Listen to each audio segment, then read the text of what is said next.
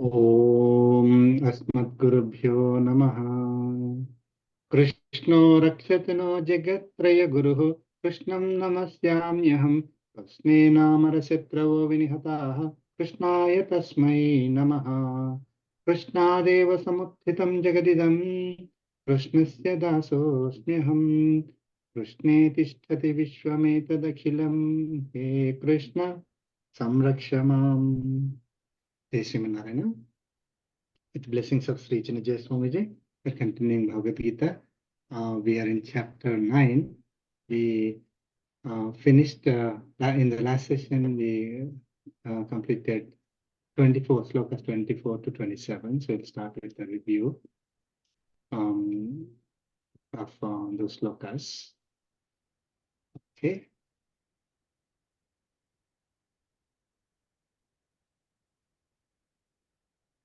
Hope you can see the screen. You can see the screen, right? Yes. Yeah, we can see it, Andy.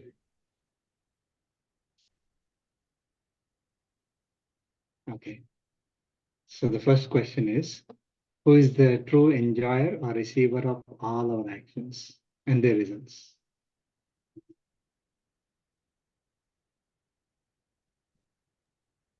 Paramatma. Yes, sir. Paramatma. Yeah, we are not the true enjoyer, right? Receiver of all our actions. Who is the master of all? Who controls and distributes the results of all actions? Paramatma. Paramatma. Who bestows results even to the devotees of other devatas? Paramatma. Again, Paramatma. Paramatma. Right? What happens to those who do not realize who the true master and receiver of all our actions?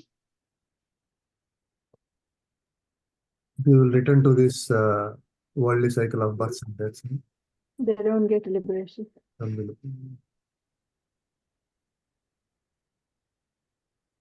Yes.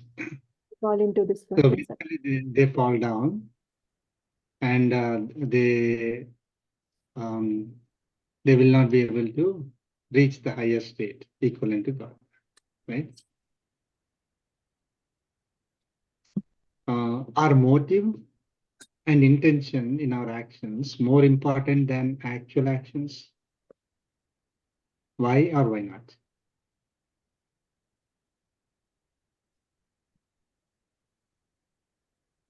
Why we want to do something and what we want to do, are they more important than the actual action? Yeah, sometimes you really want to do the action. You wanted to do you have a motive, you have intention. Some circumstances you may not be in a position to do it, but that bhavana, I thought, is very important. And give all your best. Like why is it? I mean, what happens if see the true motive is the action is Bhagavan. or the motive behind the action important? Very simple. Sorry, go ahead. I'm sorry, sir. No, so the true motive should be Paramatma, right? Right. No. I mean, why? Why is it? Yeah, he is the one who will take us to highest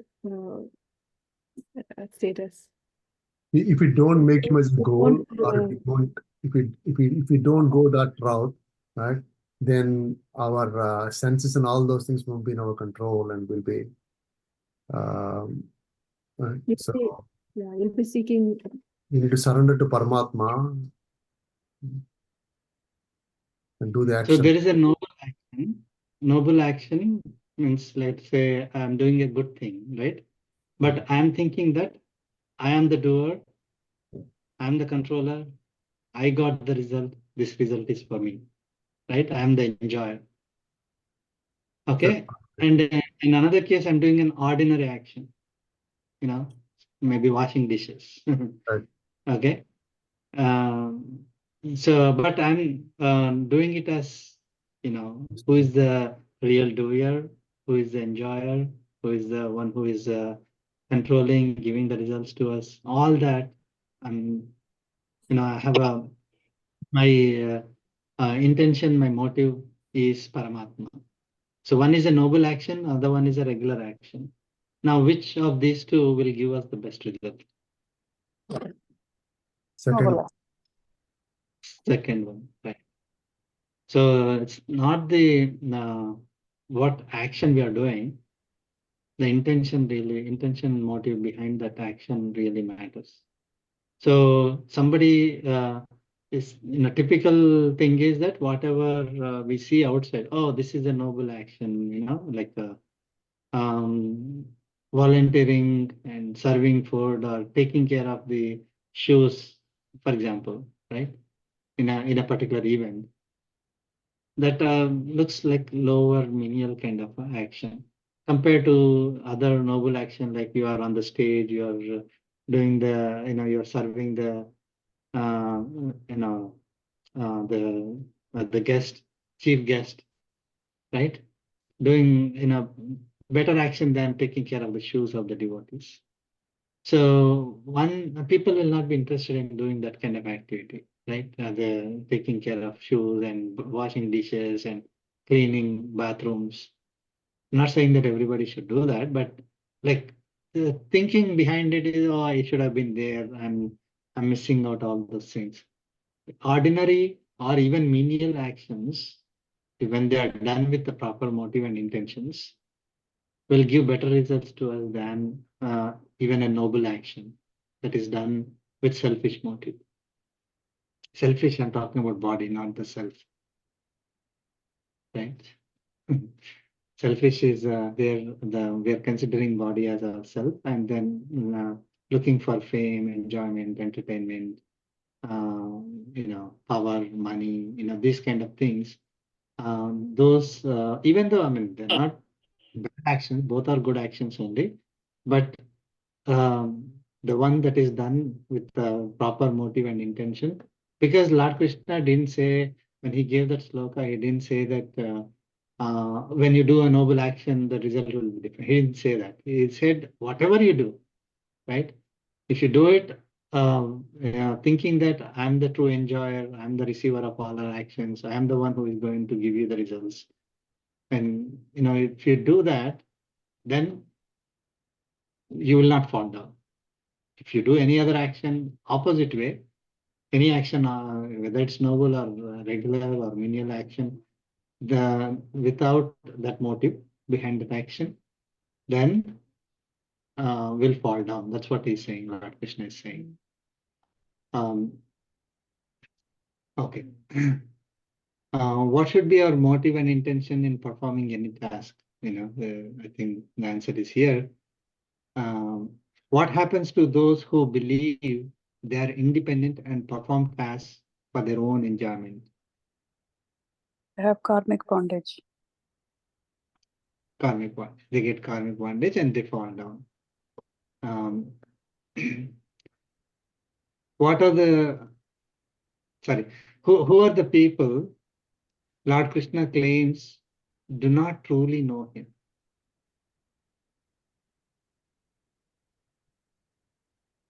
What type of people do not really know him? so those people who pray Devata, they think the Devatas are fulfilling their wishes. Those people, they don't know that Lord Krishna is doing everything. They don't know that. That's one. Ignorant. Right. Devatas are behind. So we may have studied about avatars, we may have studied all the Puranas, Vedas, everything. However, if we are not doing the actions with this motive and intention, and if we are not thinking that he is the true enjoyer of our actions, he is the one who is giving us the result. Now this, again, all in the same sloka only it is given. So if we, even if you are praying, about the, about avatar of that, let's say Rama, Krishna, and all, everything you may think about him, but we truly do not know. Okay, so it doesn't matter whether we are praying to God or not. If you are, if you don't know this basic thing, he's saying we do not truly know him.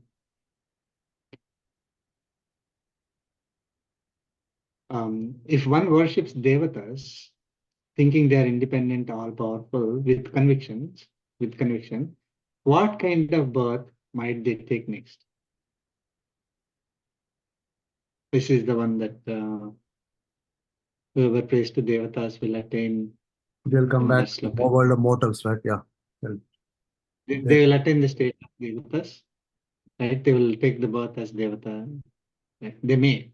They may. Again, not like the, we pray to devata and we automatically become devata. That's not, because we have a lot of karmic bondage. So those who pray to devatas may attain the state of devata, or may attain the birth of a devata. Can we attain liberation through the worship of devatas? No. No. If one worships Pitru Devatas with conviction, what kind of birth might they take? Pitru Devata. Pitru Devata. Now, if one worships Bhutaganas, the Yakshas, Rakshasas, Pisachas, fascinated by their power, what kind of birth might they take next? Respective, right? Extras. Right. Whatever. Right. If one worships Paramatma, what state might they attain next? Liberation. Liberation, yeah, state equivalent to Paramatma.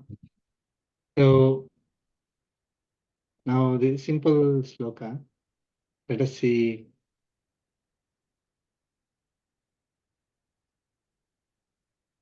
the questions related to that. Why does Lord Krishna differentiate between different objects of worship? Like, so here you pray to Devata, you attain the state of Devata. You pray to Pitru Devata, you become a Pitru Devata. Like that he's differentiating, right? Those are the objects of worship: Devatas, Pitru Devatas, Yakshas, Kinnaras, Rakshasas, Pisachas, or Paramatma. So those are objects of worship. So why did Lord Krishna have to give that kind of a example?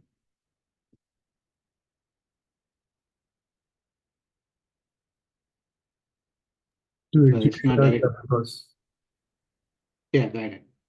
sorry, yeah. To educate us, right? Because we have people doing that.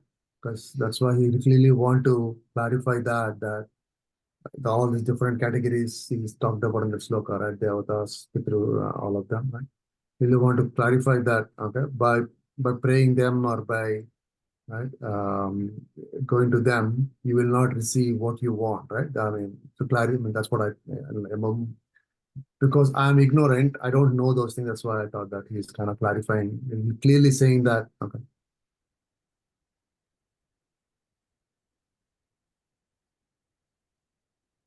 Okay. Anyone else? Basically, he's saying that different, right? See, if devatas are equivalent to gods, people say, right? Then that statement, if you pray to devatas, we should attain the state of Paramatma. We are not, right? So he's clearly saying they are different. They are not. If you are thinking that Paramatma, again, we are not talking about the concept that even devatas are also, pervaded by Paramatma, and Paramatma is behind devatas giving us the results. We're not thinking that. Like if one, without knowing that, or without focusing on the on that concept that Paramatma is behind the devatas, they are only purely just for praying to devatas with conviction, right? Thinking that they are independent, they are all powerful. So don't think of Paramatma behind them, then they're only attaining the state of devatas. Even though when you pray to those devatas, or whatever we are seeking may be fulfilled by Paramatma only. Paramatma is the one who is the true receiver only. It's not that just because we are praying to devatas, suddenly they won't become the enjoyer, right? But because we, out of ignorance, out of lack of practice, or whatever it is, that we are considering devatas as all powerful and pray to them and getting the results from devatas, we will not be able to attain the state of Paramatma. So devatas are not equivalent to Paramatma. Devatas are in different, lower category. Manushas is even lower category, right? But they're all pervaded by Paramatma. They're all supported by Paramatma, controlled by Paramatma. The results are given by Paramatma only. Okay. So this is one of the key, right? I cannot say I am, just because Paramatma is pervading me, I cannot claim that I am Paramatma. Because if somebody prays to me thinking that I'm going to give the result, they will never achieve a state of Paramatma. Even though Paramatma inside me is the one who's giving the result, right?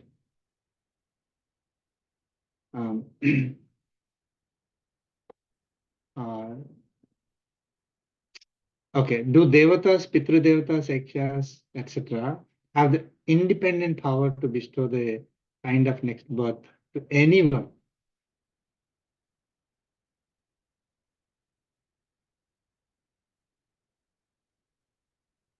No, right? No, No. sir. No. So the next birth is, what kind of birth we would get is not determined by those devatas.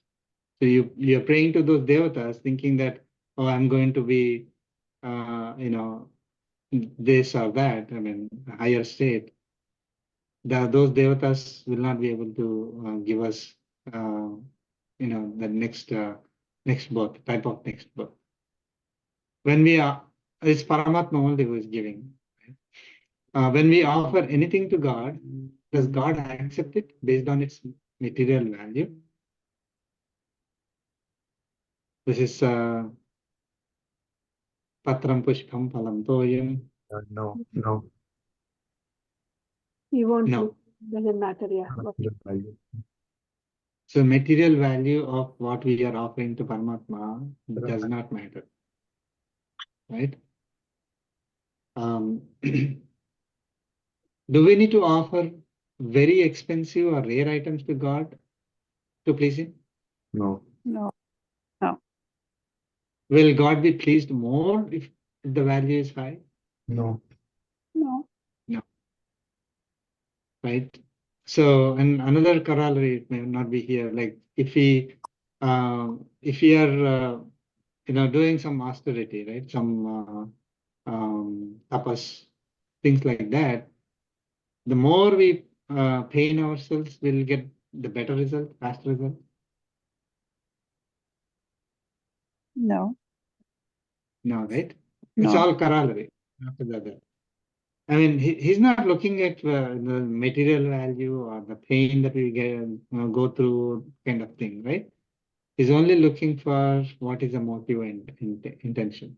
What is the okay? Love. So that's the next question. Does God accept with love anything that we offer with bhakti? Pure Yes. love and devotion is the bhakti. Yes. So Yes. bhakti is most important, not the material value. And it does not differentiate whether you are offering, lower value or higher value. There was a case where somebody was offering flowers made of clay, right? That story, people might have heard about Venkateshwara. So it's not the material value that really matters, but whether we are offering with bhakti or not is the one that matters. To show our bhakti to Lord, can we offer a simple leaf flower, fruit, or a little bit of water? Yes. Directly from the sloka, it's a yes. So in order to show our devotion, right, we can offer whatever is available. Did Lord Krishna order his devotees to offer him some percentage of whatever they earn or borrow? I mean, these questions you might have understood, right? Why I'm putting these questions, right? So I don't want to directly say that. So basically, Paramatma is not ordering anywhere in Bhagavad Gita, and in this lokas very clearly said, you offer anything, I'm going to accept. What you are, the bhakti is the one that matters, right? Did Lord Krishna say, give me 10%, then you enjoy the remaining 90%? No. No. Did Lord Krishna say, if you don't offer 10% of everything, I'm going to punish you? No. No. Is it true that God's love is unconditional? Yes. Yes. Yes. Why did Lord Krishna use items like a leaf, flower, fruit, and even a little bit of water as examples of offering? Because they're easily available. Accessible. Yes. Inexpensive. Yeah, they're naturally available, right? You get leaves, flowers, and fruits. I mean, you don't need to think, oh my God, I don't have anything to offer. Right? Even a poor person can get a little bit of water, right?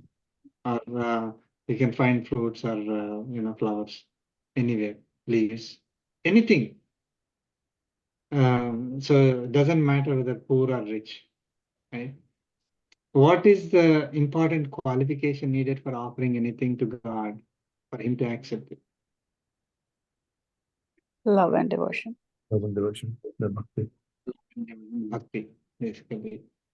When you offer any material to God directly, does He accept it? Yes. Yes. So this is now you see that when you're offering something to a deity form, He's accepting it. So we shouldn't be thinking, oh, the material. I think the questions will follow, right? He's actually accepting the whatever we are offering. Now, it's not that He's consuming it. Okay. So, but He's accepting what we offer to Him. When we give a bath to God in deity form, put on some clothes, even made of leaves, decorate him with flowers, and feed him fruits, does God accept them? Yes. Yes, even though it may not appear so, right? It's the deity form is not saying anything, eating anything, right? But if you are offering with that much love, so you're offering you're giving bath with water. He's accepting that. You're putting on clothes with whatever, either clothes or even you can use whatever leaves or anything to decorate and then use flowers to decorate and feed him fruits. And he's accepting it. If God does not mandate expensive or rare gifts or decorations, why should people spend money on offering to God instead of enjoying themselves? Right? That's the next question comes. Oh, then why are people spending so much money?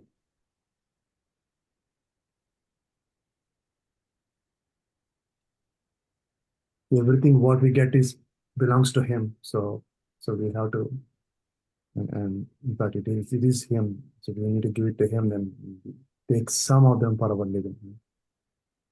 And it is an expression of love and devotion. So in gratitude, we are doing it. Very good. You don't know this jnanam probably, right? People, this is the right knowledge that's given here. Right. I mean, if you have money, would you not spend it for your children? Yes. Yeah. Right.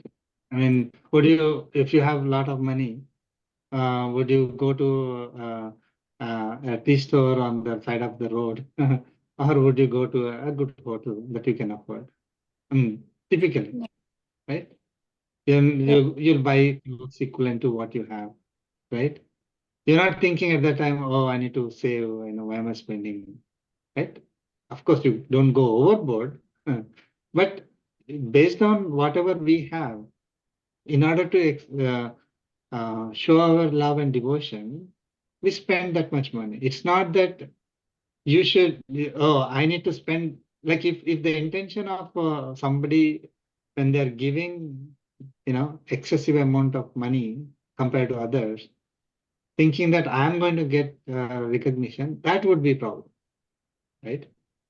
But if I'm saying that, oh, this is what I can afford, and this is how I can show my affection, then absolutely you can, somebody who has $56 billion of pay package can give $1 billion easily.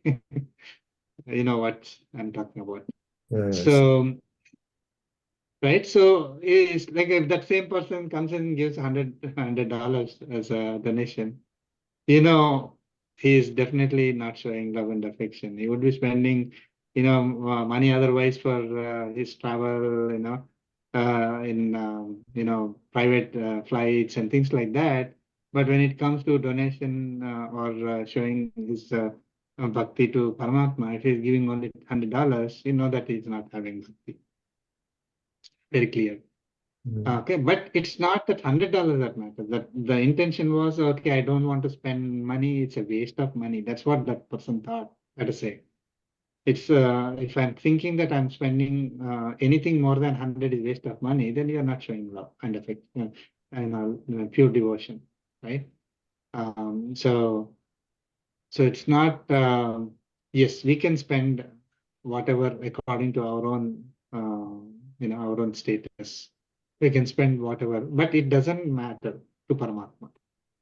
If you are not spending as much, then it matters to Paramatma because the reason why we are not spending is because we are greedy and we want to enjoy for ourselves, thinking that spending money on Paramatma or donating money or those kind of activities is not going to help me, or Paramatma is, doesn't need it.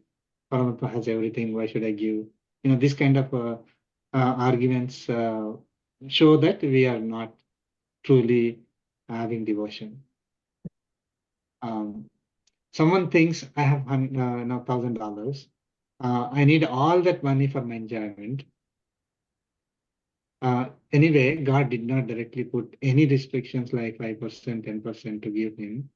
Okay, let me offer some water to God because it's said in the sloka, and enjoy all the money for money that I have.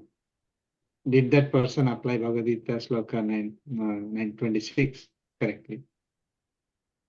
No. No, right? Because No. Lord Krishna said even if even a little bit of water is fine, he said, right? Yeah, offer with bhakti, I'm going to accept it. But this person took it literally and said, okay, I'll keep all the money, but I'll only offer water to right? That's not applying that sloka properly. This logic is basically that person does not have the devotion. Yeah. After offering a fruit to God, should we throw it out? No, No. No. I think this is the easy one. Very good. Actually, one of the sessions, I don't remember, somebody actually asked this question. I don't remember. I don't know if others remember. Somebody asked, oh, after offering to Paramatma, we throw it. Somebody said. No. Yeah. So we shouldn't. So it is, we are offering to God. He's accepting it. And we can take it. We can consume it ourselves. Okay. Yes. Sarvan Sri Krishna Namastu. And then we can take it. Okay.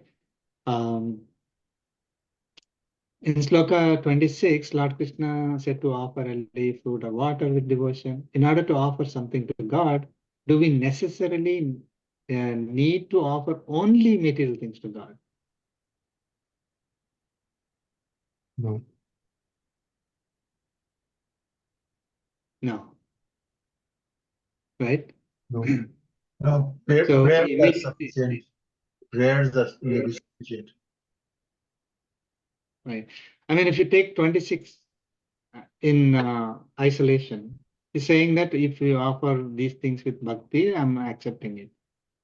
Immediately in 27, he's saying what things that we can offer, right?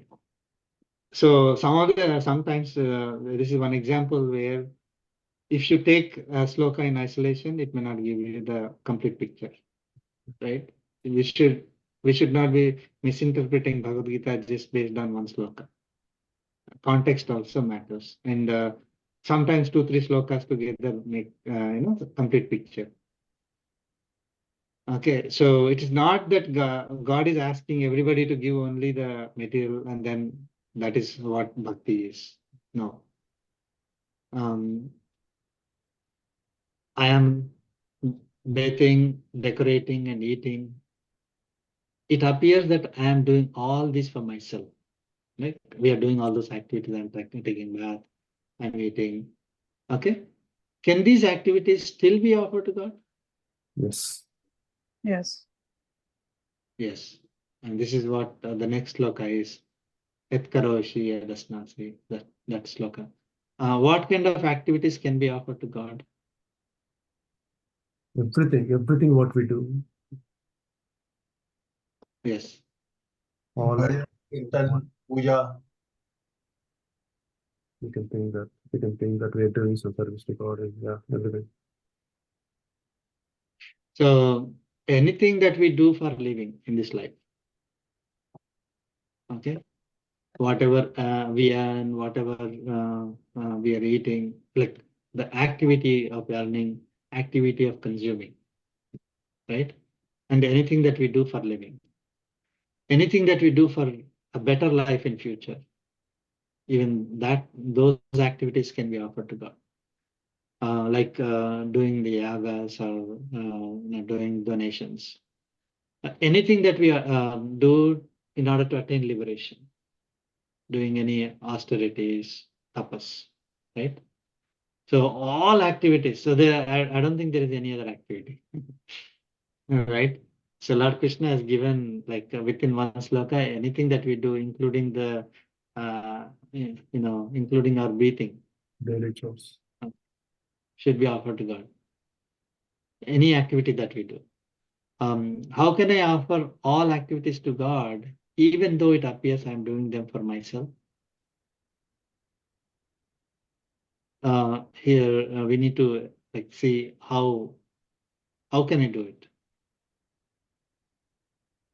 Like, okay, we're saying, oh, offer to God, right? So What does yeah. that mean? So when I'm bathing, I can assume that I'm cleaning the temple. I'm right. I'm bathing Paramatma. I can do like that, right? That's how offering to Paramatma. I can Right. everything. I can not assign. I can attribute to Paramatma, right? Every survey, everything I do from morning to evening, right? I can attribute to Paramatma as if I'm doing something in service to Paramatma. Yes. And it's not easy to think about it. Yeah. You have to be Right. conscious about the fact. I think it's challenging, but I think continuous practice of that will really help. Just taking care of your children or whatever you're thinking that you're actually taking care of Krishna, when you're cooking for your son or, so you're cooking for Krishna. So like that, every activity can be attributed to Lord Krishna. Very good. So we offer to him thinking he is the doer, right? We are doing it, but On behalf of him. thinking that, oh, I'm doing this for you, Krishna. No. He is the doer. Okay. These are his activities. Okay. It is not my activity. These are your activities, Lord Krishna. He's the enjoyer. The results, whatever we are getting, are for his own enjoyment. For his enjoyment, not for our enjoyment. Okay. He's the true enjoyer, right? We are connecting the slokas there. Okay. Then, and he's the object of worship. That means, like, if I'm doing, let us say, if I'm praying to even a devata, right? The true object of worship is Paramatma behind the devata. Okay. We are not saying, Lord Krishna again, Lord Krishna didn't say that don't pray to devatas, don't recognize them, because devatas are the ones who are giving, who appear to give the results to us, right? Fire, rains and all that. So we are respecting them, we are praying to them, but we are worshipping. The true object of worship is Paramatma, even when we are praying to devatas. Okay. Okay. After working so hard and getting the results, how is it possible for us to offer the actions and results to God? Doesn't that impact our happiness?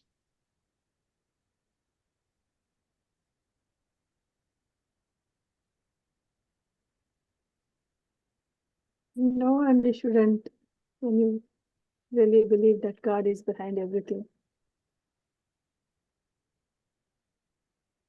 The fun is taken out, right? I mean, like if I'm thinking that the result is for my enjoyment, I have that, excitement, fun, and all that. And if you think that you're doing it for somebody else, that the entire thing is gone. That's what we think, right? See, you're earning for yourself is you get some kind of a feeling. You're driving a nice luxurious car. You're enjoying. You think that you're enjoying. You get a feeling, good feeling, right? But you're a driver in that car. The car does not belong to you, and then you're just doing some service there. I don't know how many drivers would really enjoy, uh, driving even a luxurious car. Somebody is even a pilot for an aeroplane, like that costs millions of dollars. Do they enjoy like, oh, I'm driving this millions of dollars of airplane? So That's knowledge of Paramatma, the true owner of everything, of our results also, right? That knowledge, yes. Without the knowledge, I agree. But with this knowledge, we'll be more happy, right? More happy. And if you do in such a way, right? Yes. If the action, the result is positive, still Paramatma. If it doesn't go, it's still Paramatma, right? I mean, that way, yeah. He's a true owner of all our actions. He's a doer, right? We're just an agent on behalf of him. wait, I mean, does our happiness reduce, increase, or remain same? It increases. Increases. I guess you're all great devotees. At least, those at least who are in the panel right now, who have been attending your classes for past 4 years. I think we crossed that stage. We're really finding happy, offering to God, definitely. Yeah. Very good. Very good. We are experiencing it too, Varaprasad. So, Yeah. like Oh, say, wonderful. if we do 1%, God Himself does 99%. So, even that little steps we are taking, He's taking a lot of steps towards us. We are So, realizing that, yes. yeah, True. that experience itself is making us happy. That's why we are rushing to your class. Definitely. I agree. Thank you. Thank you. Acharya's blessings, God's blessings. I mean, all of you definitely, you're getting more happiness, in offering to Paramatma, not thinking that I'm the doer, I'm the enjoyer, right? And you're doing service activities or service to God, all activities, in fact, service to God. So you find true enjoyment there. but typically I'm asking like, would somebody may say, oh, okay, this is the first time that listening all these things, right? Yeah. You're saying all this, offer to God. He's the doer, he's the enjoyer. I'm not the doer, I'm not the enjoyer. And what's the fun in it, right? So the primary difference is that happiness for the body or a happiness for the self. That is Atma, right? Yeah. So if I'm saying that happiness for the body, then yes, we may experience more happiness for the body, right? Right. But that is actually giving, is taking the Atma down. That means it is harming the Atma. But we don't, unfortunately, we don't know it, we don't feel it, right? But knowing that we are, Atma is permanent. This is what I am. The Atma is what I am, right? And it is helping me. And it is going to carry forever. Whatever help that I'm getting, whatever cleaning that is happening, whatever karmic bondage that is going, whatever, punya that I'm getting, even if we are considering punya is a good thing, right? So that is giving that happiness. That will actually give happiness. To those who do not know about Atma, right? They would consider that, oh, their happiness is reducing with these concepts, right? But if you know that the concept of Atma and the benefit that we we means Atma, getting, then we will be more happy. The happiness for the body will be secondary for us, right? If it becomes happy, fine. We're not saying no for it. But the happiness for Atma is the primary criteria for us. Because whenever we are going to a next level, right? So we are going in the right direction, and Atma is going in the right direction. Then we feel happy for that, and there's nothing wrong in feeling happy for that because that is what our goal is. Okay. But can you just explain Those the are the questions. happiness for the body, right? Can you just explain that again? So you said happiness for the body, it's okay. Yeah, if somebody is saying that I am body, Right, right? right, And that person, if you tell that person saying that whatever you're doing is for somebody else, right. somebody else's enjoyment, Yeah, that that makes sense. feeling of happiness goes away, Right, right? I right, mean, it may virtually, I mean, right. isn't it? Example is like a driver is driving the luxurious car, but would that driver have the same feeling as the owner who purchased it and relaxing in the back seat? No, right? Yeah, yeah. So we because now the body, they think that they are like if somebody is thinking that I am body and you're saying that you are not the enjoyer, Yeah, then the next question is why should I do it? yeah. Okay. The one who's Or it? you are taking the fun away, right? Right, right. No, I want to enjoy, right? That feeling. Right. I am enjoying, body is enjoying, Body. further, Yeah, right? So, but if one who knows about Atma, yeah. So for that person, offering to Paramatma gives more happiness. more happiness, yeah, because it's not looking for his enjoyment of the body, right? Because now because we are Atma and Atma is becoming happy because of that, right? Right, right. So, Because offering to Paramatma is the one that is cleaning our karma. offering to Actually, yeah. next. Lord Krishna, I mean, did not leave anything for interpretation. Completely. He answered all these questions in sequence. So, the next sloka he continues. Yeah. Thank you. It's very useful and thank you. Yeah, yeah. I think doing slokas is one thing. This question answers is another thing. Yeah. That's good. We finished 27. We'll start 20, stop at 28.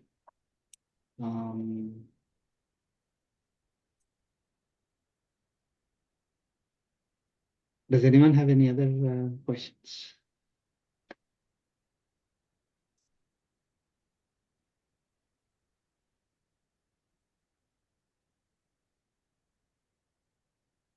Okay, move on to the next locker.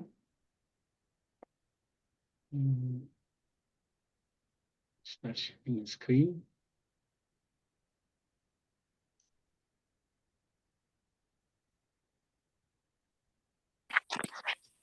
Complete.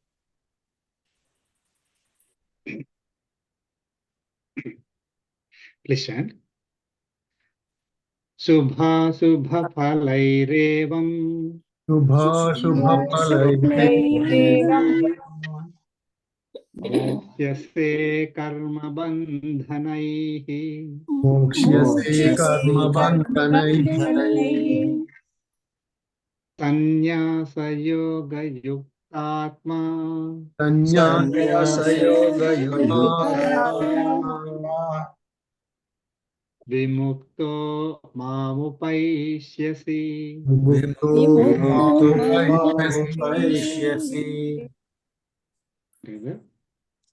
Subha Subha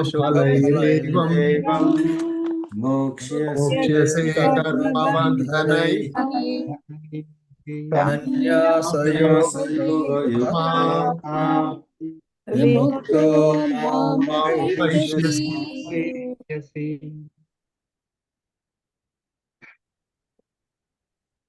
Lord Krishna is saying, Evam, thus.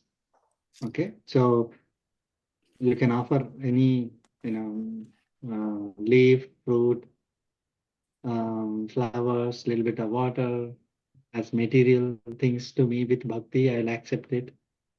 Offer whatever you're doing for your living, your happiness during this particular life, and anything that you do for your future lives, and anything you do for liberation, all that you're offering to me, offer to me, and says thus, Sannyasa Yoga Yuktatma, having the mind associated with offering to Paramatma. Sannyasa Yoga Yuktatma. So having that mind associated with offering to Paramatma. Like anything that we are doing it as offering to Paramatma, as service to God, right? Serve all beings as service to God. Sri Swamiji gave us that. So Sannyasa Yoga Yuktatma, Moksha se you will be released. You'll be released from what? Subha Asubha Phalaihi Karma Bandhanaihi. From the karmic bondage. Okay. And the karmic bondage, what does karmic bondage consist of? Subha and Asubha, good and bad fruits. Subha and Asubha phalas. Right? So if you are having your mind constantly, associated with offering to Paramatma, anything that you do, you're doing it as service to God with bhakti, right? Then you will be released from karmic bondage that consists of Subha and Asubha phalas, the good and bad fruits of our actions. Okay? Vimuktaha, having liberated from the karmic bondage, Mamupaishyasi, you will attain me. Very simple. So, what is that offering giving us? We are getting freed from karmic bondage, right? As Rinagar mentioned, we're getting freed from karmic bondage, and having liberated from karmic bondage or having freed from the karmic bondage, we will attain Paramatma. Okay. Again, how do we offer to Paramatma? we offer the doership. I mean, offering anything to Paramatma is like not just a word, right? We are offering doership. That is I. We are offering ownership of the action itself. I am not the owner of this action, or these are not my actions. Okay, so that we are offering to him. Okay, and the results of actions. That is, these results are for me, that we are giving it to him. We are not thinking that these results are for me. We are thinking the results are for Paramatma. Okay, and so these are the three that we need to do. I mean, again, these are straight away from the Karma Yoga principles, right? I, me, mine. So, or I, my, me. Yeah, these. If you are doing it, associating with ourselves, then we acquire karmic bondage. If we are associating with Paramatma, we are offering to Paramatma, we are thinking that Paramatma is a real doer, real owner, and the real enjoyer of the results. So then we will not get the karmic bondage. In fact, our karmic bondage is going to be cleared. Okay.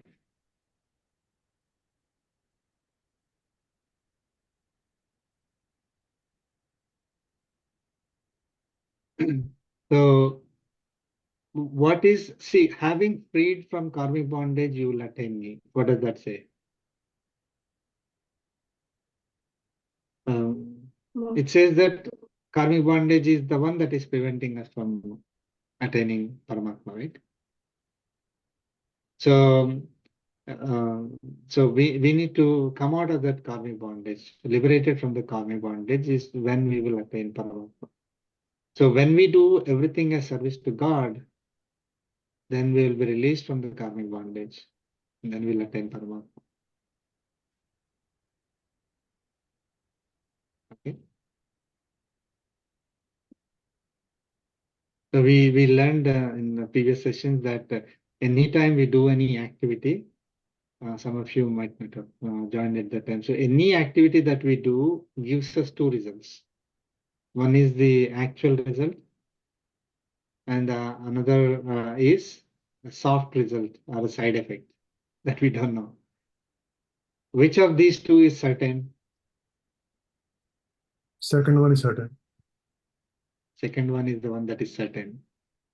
Whether you get the result or not is it's not dependent. Like we may get the result, we may not get the result. We may get a bad result, a good result. We don't know what kind of result we get. But the second result is the only one that is for sure happens, and it's written. There's no uncertainty that you may get karmic bondage or not. There's no uncertainty like that. Or you may get a punya or papa. There's no uncertainty. That definitely we get. So what we need to focus on is that soft result that we need, not the hard result. We only think of the hard result, saying that, I need this result, money, power, and all that, enjoyments. But when we are running for it, we are actually gaining more and more, the soft records that will carry with us, which are permanent. The hard results that we get are not permanent. They're very temporary in nature, very uncertain in nature. The soft result is the one that is permanent as well as very certain. So if we know that, then we have to be careful. We'll be careful and focus only on that soft result, which is the most important result for us, not the hard result, not the materialistic result. Okay. Any questions on this? No. Because we are behind that immediate result, right? Because that it will show, it will tell us, I mean, in the sense that you feel that, right? Feel that's why the body, and I know you explained it before, right? That the soft result is, okay, so that will be something in future, right? I mean, yes, will be impact, right? I think, because which we don't see that right in front of our eyes. The materialistic result which we see, right, whether good or bad, that's going to, yeah, it impacts, it hurts, or yeah, depending on how things go, right? Yeah, which we should not, yeah, we should forego that, because that's for the body, not for self, right? Yeah. So Sorry. when we know this, right, as you said, yeah, go ahead. No, go ahead. But I was just asking, I'm a bit confused still. What is the soft result? Hard result, I know that, I want money, I want this, I want that, I want big car. So soft result is what means? Just I'm not clear on The that. karmic bondage. Karmic bondage is the. So there is some result for the body, which is a materialistic result. Oh, okay. That result is not for Atma. Anything that we are doing is not for Atma. Nothing. Atma, what does Atma carry? Anybody who earns billions of dollars, or 100 houses, or even debt. Anybody who is really poor, has millions of dollars debt. Does Atma carry anything? No. No. No. So that result is not for Atma at all. And if you are saying that I am Atma, then that result should become immaterial for us. Okay.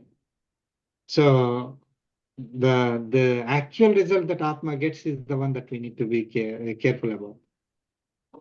That actual result that Atma gets is either acquire more karmic bondage or clear the karmic bondage. And in this particular sloka, Lord Krishna is very clearly saying that if you are doing everything as offering to me, your karmic bondage is getting cleared. So that is the result that we are actually getting. Mhm. Clearing karmic bondage is also is a result, good result, right? Oh, Okay. So it is like our debt, our debt is getting cleared, so we don't have to repay it in another life. So we when we are offering anything with bhakti to Paramatma, our karmic bondage is getting cleared. Okay. got it. So that is the soft result we want to aspire for. Yeah. Right. That is the actual result. I mean, people know about hardware, software. That's why I'm saying hard result, soft result, or the result for outside and side effects if you are talking medical terms. And or it's a record in our books, books and records. We don't really see the money, but we may have some millions of dollars in the bank. So those are the ones, the books and records are the ones which are associated with Atma, are the ones that carry with us, not the materialistic results. So when we know that, then even if we don't get the materialistic result that we want, even if we don't get that, we should be happy. These are all very difficult concepts. Don't think that we can a master of all these things, right? No, it's not. It's very, very difficult. Okay, so you get some results which is not favorable for us, you start crying. You get some result which is favorable for us, you feel so happy, jump up and down. And you don't get any result, then we again become sad. So those things should not matter. If you are doing any duty, do it as an offering to God, then become happy because you cleared your karmic bondage.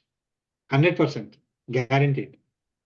If somebody has to give a guarantee, Paramatma is giving guarantee. There's no doubt about it. So if you are doing washing dishes or washing clothes, for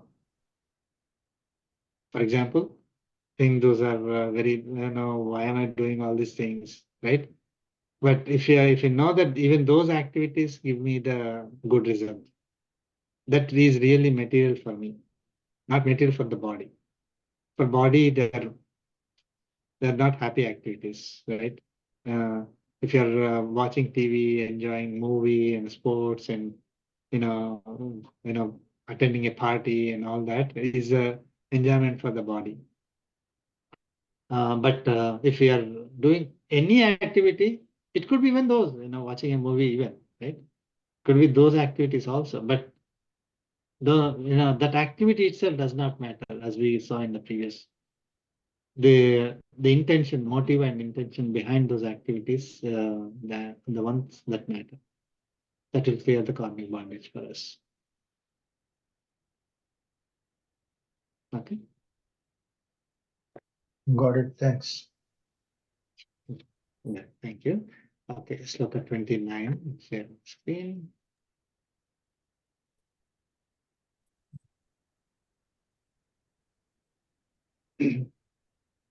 Please send. Samoham sarvabhuteषु Samoham सर्वभूतेषु न मे द्वेष्योऽस्ति न प्रियः न मे मे द्वेष्योऽस्ति न प्रियः प्रियः ये भजन्ति तु मां भक्त्या ये भजन्तु भजन्तु मां मां भक्त्या मयि ते तेषु चाप्यहम् मयि ते तेषु चाप्यहम् समोऽहं मोहं सर्वभूतेषु सर्वभूतेषु न न न मे मे मे द्वेष्योऽस्त्यप्रियः द्वेष्योऽस्त्यप्रियः ये ये भजन्ति भजन्ति तु मां भक्त्या भक्त्या मयि ते मयि ते तेषु चाप्यहम्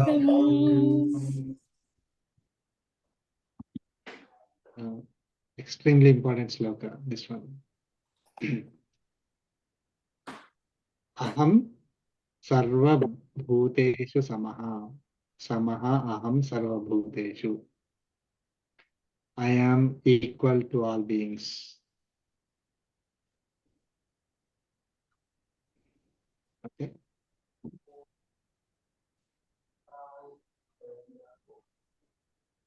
So Lord Krishna is saying he is accessible to all beings. He is equally accessible to all beings. So one moment, battery is down. 1 second.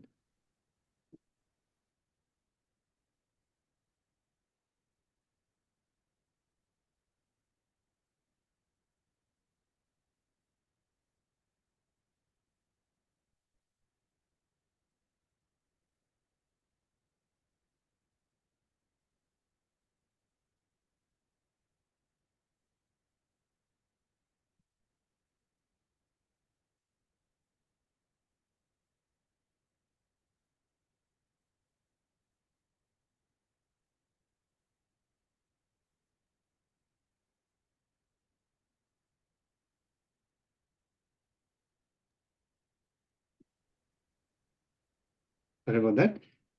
So Lord Krishna is saying, Aham sarva bhuteshu samaha. I'm equal to all beings. So he is equally accessible to all beings. Okay. So what are the 4 categories of beings? Devata, Manus, Tiryak, Dev Sthavar. मनुष्य तिर्यक स्थावर Very good. Yeah. So Deva, Manusha, Tiryak, Stavaras. There are differences in the bodies, right? But he is equally accessible to all these beings. Okay. They all can approach Paramatma and he does not discriminate between them. Okay. Got it? He does not discriminate. Oh, Devatas are more accessible, Tiriaks are not accessible. No. Okay. If he's equally accessible to all beings and there is no discrimination, he does not discriminate, then does he discriminate no, by race, gender, age, caste, class, No. Country? No. So this is very, very important. Again, the reason is that equality is, the concept of equality is coming from this, right? So he's equally accessible to all beings. Me dveshyaha priyaha na asti. Okay.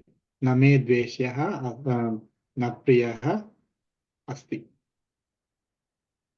Okay. There is neither an enemy nor a friend to me. Okay. So what does that mean? Like Lord Krishna considered Duryodhana, right? I mean, Duryodhana and Pandavas. Obviously, he was, one he is considering as a friend, and the one he is considering as a enemy only. But what is that? What is that Lord Krishna is saying here? Right? There is no friend. There's neither a friend nor an enemy for me. Okay. So he does not consider someone, he does not hate someone by the inferiority of the birth. Okay. And he does not consider superior, close by being by being like a higher birth. Right? Okay. So he there is no enemy, there's no friend for me. One more important thing is we might have done a lot of things that angered Paramatma in our previous lives, right? So we shouldn't be worried about. With this, what Lord Krishna is saying is that even Duryodhana, for example, he's did so many bad things in his life, and he had to be taken care of. But if Duryodhana comes to him, starts offering, right?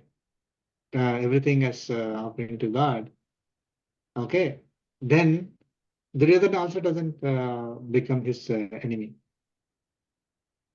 Okay, and if let's say Arjuna, in his next life, if Arjuna starts doing all kinds of bad things, the God doesn't remember. Oh, I was Arjuna's friend in Arjuna's previous life, or let me be biased. I'm okay with whatever he does. There's no no enemy or friend for Paramatma. Okay.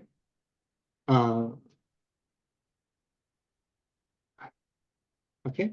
So if anybody approaches Paramatma with devotion, he does not reject. That's what it is. Okay. He does not discriminate. There's no enemy for him. Okay. So if anybody who approaches, whether they might have done something bad in their in the same life or previous births, doesn't matter. If you approach me, I'm going to accept. If you offer with devotion a fruit, for example, I'm going to accept it. I will not discriminate. I will not hate you. Okay, just because you were hating me in your previous life, or previous lives also, right? So irrespective of inferior birth or superior birth, if one worships Paramatma with love, right? With love, and worships him as if it is their only reason for existence. This is, the just giving, when will Paramatma accept, right? With bhakti, So if we are offering with love, it does not matter our superior or inferior births. So Lord Krishna is saying, Ye mam bhaktya bhajanti, those who worship me with bhakti, bhaktya with bhakti, bhajanti who worship me, te mayi, they are in me. Aham apiteshu. Okay? Teshu api. Aham. I am also in them.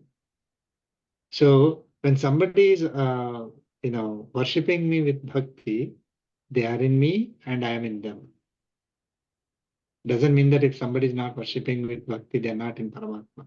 They are outside Paramatma. No.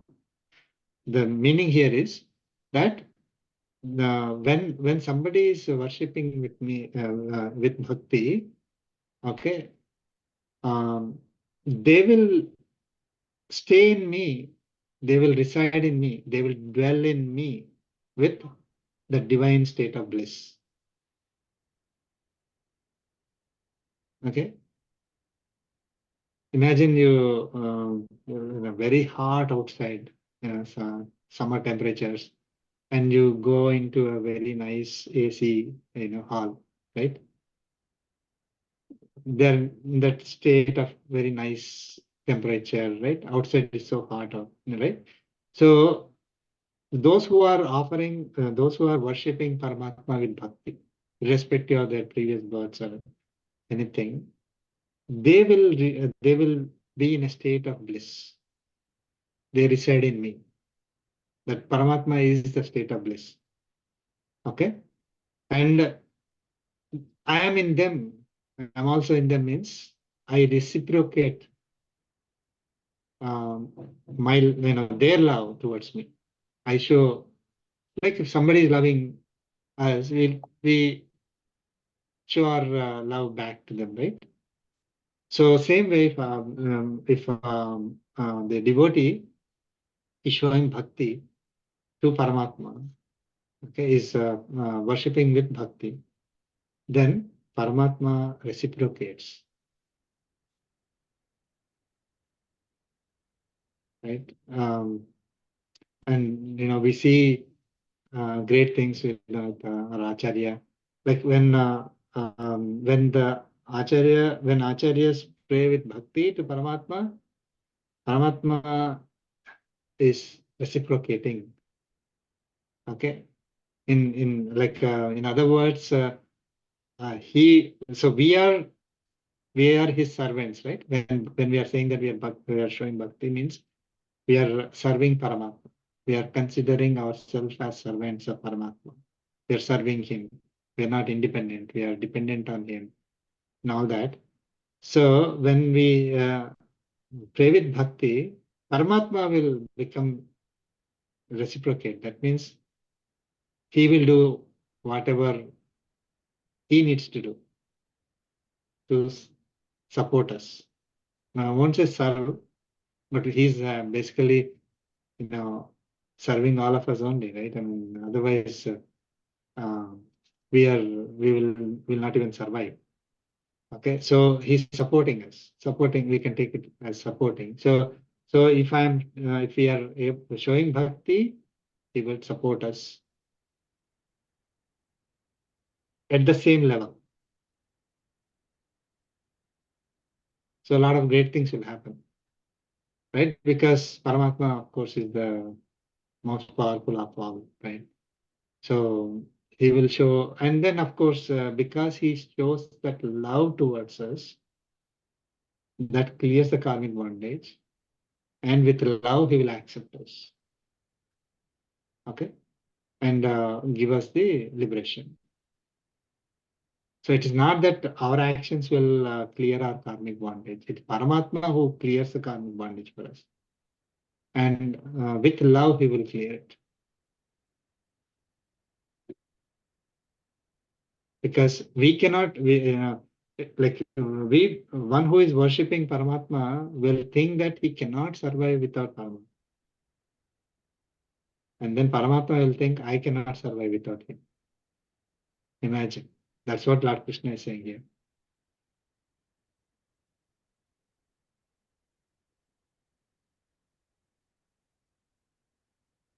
for us to clear our karmic bondage. It is for us to show that worship, so that Paramatma is in turn going to show that, reciprocate that for us, and then clear the karmic bondage. Okay. Thank you. We'll conclude with the concluding prayer. कायेन वाचा मनसेन्द्रियैर्वा बुद्ध्यात्मना वा प्रकृते स्वभावात् करोमि यद्यत् सकलं परस्मै नारायणाय समर्पयामि। श्रीमन्नारायणाय समर्पयामि। सर्वं श्रीकृष्णार्पणमस्तु। गुरुभ्यो नमः। जय श्री Jai Shri. जय Shri. Thank you. Thank you. Yes, sir. Thank you. Jai Shri.